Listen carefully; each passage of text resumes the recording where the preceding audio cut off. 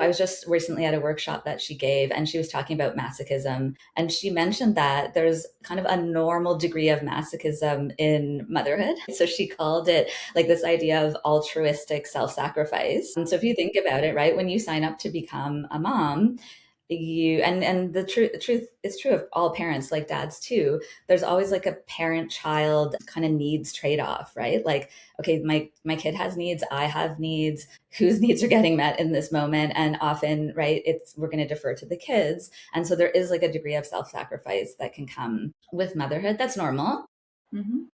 And at the same time, for some women, so that could be operating, but then for some women, that could be operating at a more serious level, or a more significant level, where they are kind of their self-esteem becomes a little bit predicated on suffering, right? So masochism is a little bit about suffering, and it's unconscious, right? Like, so keep in mind when I'm talking about this, I'm not suggesting like we wake up and we're like, how much can I suffer today to show that I'm a good mom? Sure. But unconsciously, sometimes there's this level of masochism operating where it's like I feel like to be a good mom, like I'm supposed to be suffering, like I'm supposed to be the one doing everything. I'm supposed to be not having time for myself, because I'm supposed to be like everything is supposed to go into my kids, for example. And then where I think you mentioned about like the guilt or struggling to do fun things is like, well, if unconsciously you're having this idea, and maybe it was modeled for you, like maybe it was modeled for you by other women in your life that like this is what you do, like you just forget about yourself, you just like let yourself go, you just like are in the service of your family. It just feels normal.